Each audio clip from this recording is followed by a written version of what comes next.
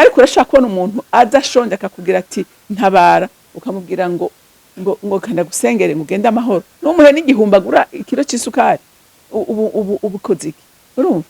Ariko bo Imana kubera bari bafite umutima wagutse, Imana nayo yaguma iri kwirasuka. Haleluya. Ahantu hari umutima wagutse, Imana iguma iri kwirasika imigisha yayo.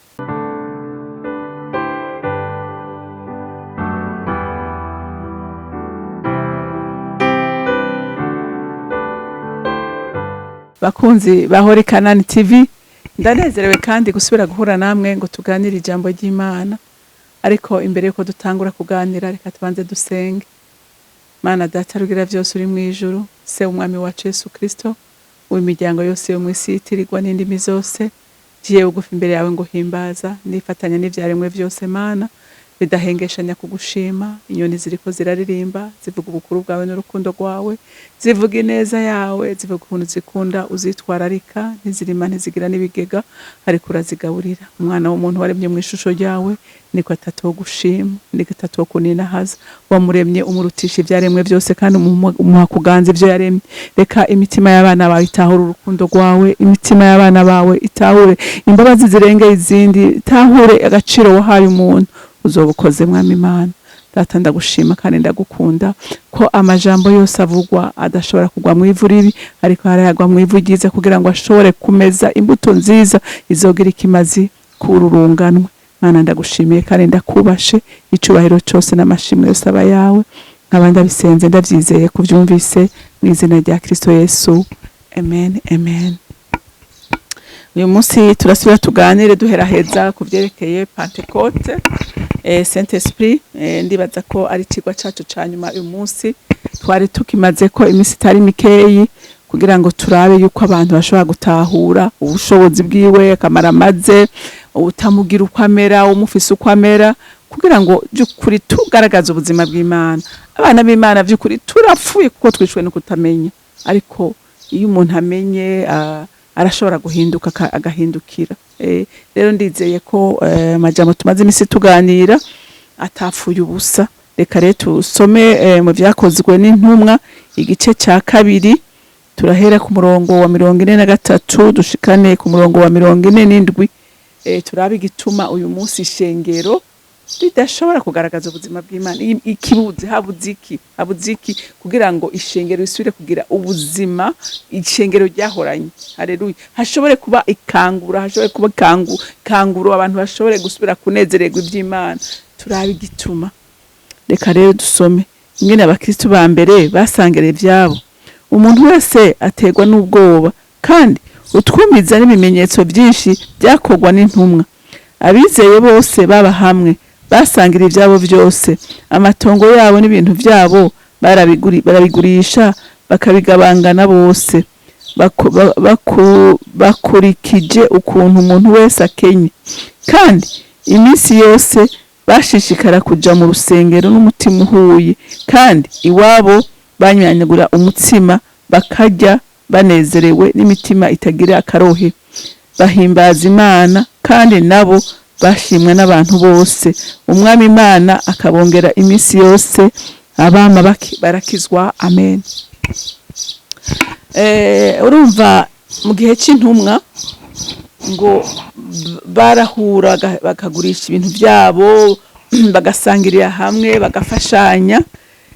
Uhavuga uti none n'uyu munsi mubona ariko bikwiye gukogwa ko abantu bakwiye kugurisha ibyabo bakabigurisha bagasangirira hamwe.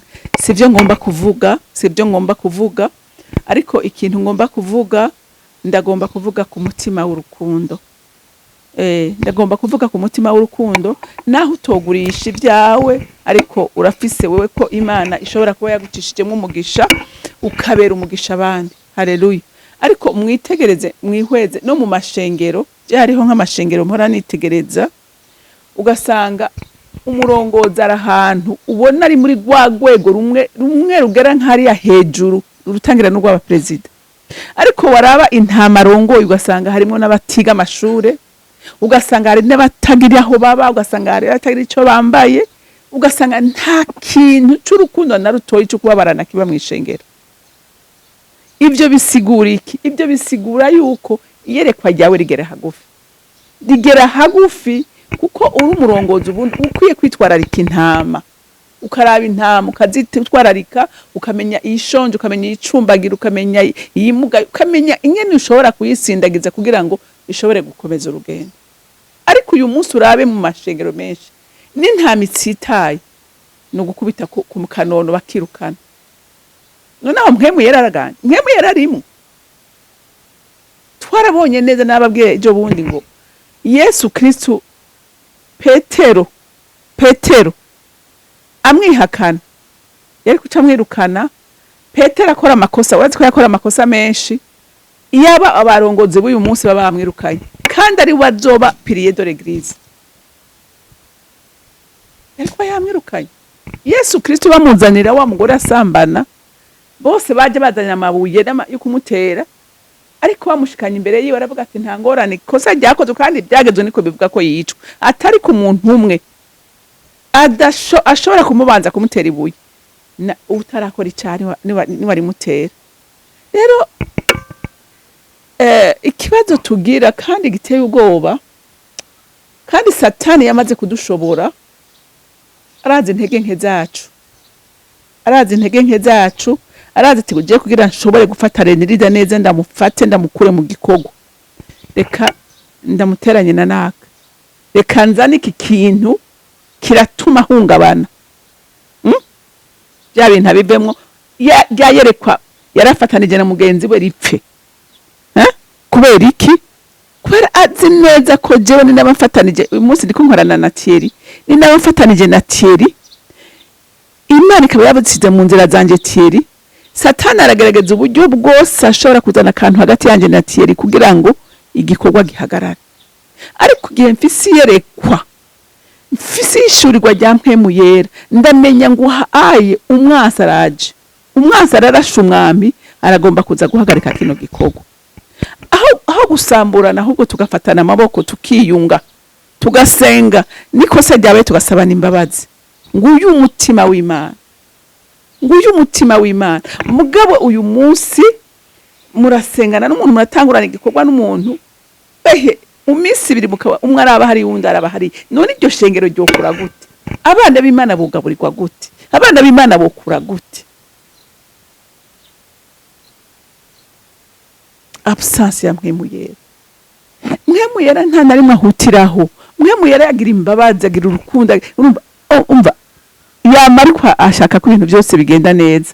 Rero ngo intumwa ngo zasangira ibya kandi ngo bakaba bagira iki? Bumviriza inyigisho, bakurikirana inyigisho.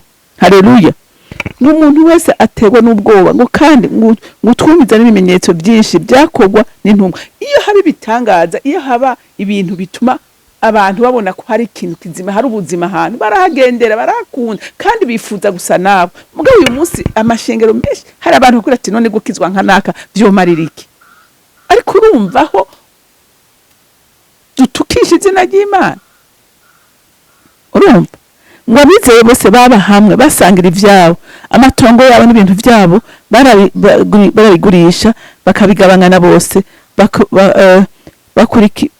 bakurikije ko umuntu wese akenye, kandi iminsi yose bashishikara kuja mu rusengero. Umvise uyu munsi urusengero abantu barataye ntibagisenga, benshi barataye, na ba dimanche Kristo ba dimanche naho nyene usanga bibereye ku ma WhatsApp, n'ibintu nyene by'imigenzo. Ariko bo ngo bashishikara kuza mu nzu y'Imana, baza kumviriza inyigisho, kuko inyigisho nizo zituma umuntu akura, inyigisho nizo zituma umuntu akomera. Haleluya.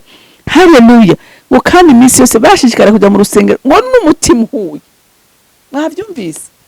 N'umutima uhuye. Ukaja gusengana n'umuntu mudahuje umutima n'inama, shaka ubireke, shaka ubivemwo, ntacyo mukuramo. Imana ntishobora kumanuka ngo n'umunsi ntumwa na Saint Esprit za ku ntumwa ngo bari bahuje umutima, ngo bari hamwe, bari kumwe, umutima wari umwe, ibasengera ikintu kimwe, ngo hama Mpwemu yera aramanuka. Igihe hari imitima ibiri ntaza ababusaca yigira. Haleluya. Ariko aza ahantu hariko haratemba ubuzima. Haleluya. Hari umutima umwe, hari guhuza. Haleluya. Ngo ukandi iminsi bashishikara ko ngo bahimbaze ngo kandi iwabo bamanyagura imitsima bakajya banezerewe n'imitima itagira akarohe, bahimbaza Imana kandi nabo bashimwa n'abantu bose, umwami Imana akabongera iminsi yose, abama barakizwa. Abantu barabashima, barabona urukundo ruri muri bo, barabona ubumwe buri muri bo, barabona kubabarana kuri muri bo, barabona abantu badasanzwe, abantu buzuye amahoro, abantu buzuye umunezero, bagashimwa n'abantu n'Imana. Hama Imana nayo ikagira ikanezerwa, ikagumira kwirasesekaza. Haleluya. Ikagumira kwirasesekaza abantu bagira iki, abantu bariko barakizwa. Mwibuke aba bakozi b'Imana baharageze n'igihe ngo abakristu barababona ko ari bariko bararenganywa, baravuga ati twebwe ntituronka ifungurwa zikwiye. Hari bamwe batari buzuye Mpwemu Yera, wasanga bahabi wabo, ugasanga bararenganya abandi. Baravuga ati reka dusenga Imana, dutoranye abagabo buzuye Mpwemu Yera. Haleluya. Bashobora gukora igikorwa neza. Batoranyemo na Stefano. Haleluya. Ngo gushika ngo aho abantu bose mu masinagoga bivida bakaja kwa Stefano. Kubera iki? Kubera kwa Stefano yarabagaburira ivy'umubiri, yarabagaburira n'ivy'impwemu. Haleluya. Ariko urashaka kubona umuntu adashonje akakubwira ati ntabara, ukamubwira ngo kanda gusengere mugende amahoro, n'umuhe n'igihumbagura ikiro c'isukari, ubu koziki. Urumva? Ariko bo Imana kubera bari bafise umutima wagutse, Imana nayo yagumira kwirasuka. Haleluya. Ahantu hari umutima wagutse, Imana igumira kwirasika imigisha yayo. Haleluya. Ngo kwa Stefano ngo barivida amasinagoga y'abafarisayo n'abasaduka yarivida, bose baherera kwa Stefano basanga n'umukristo atari n'umudiyakoni atari n'umupastori. Haleluya. Baravuga ati uyu muntu n'umuntu ki? Kubera iki? Yari yuzuye Mpwemu Yera, yakora ibikorwa neza, Imana ikamushigikira. Rero natwe kugira dushigikirwe n'Imana, no kuzura urukundo rw'Imana, no kumva ko by'ukuri ivyo dufise si byacu twenyene, no kugira ngo bishobore kubera n'umugisha n'abandi. Rero Imana yo mwijuru ibampera umugisha, mugira umunsi mwiza, mwarahezagiwe. Mana Data rugira byose uri mwijuru, ndagushimiye ku majambo yose tumaze iminsi turiko turiga. Erekana ubushobozi bwa Mpwemu Yera. Reka Mpwemu Yera utembesha inzuzi mu mitima yose, inzuzi z'ubugingo mu mitima yose zo kumvira ijambo, kugira ngo umwe wese afate ingingo yo guhinduka no guhindukira, kugira ngo akuronderane umwete, ko ntawe akurandiranye umwete wigeze wihisha. Nawe wemere rero ukora igikorwa kugira ngo iyi mbuto ikomeze kumera cyane no kugira imizigera kure. Hama icubahiro cyose n'amashimwe yose agarukire Data, abandi abisenze ndabyizeye kuvyumvise mu izina rya Kristo Yesu. Amen, amen. Mwarahezagiwe, mugira umunsi mwiza, ndabakunda cyane.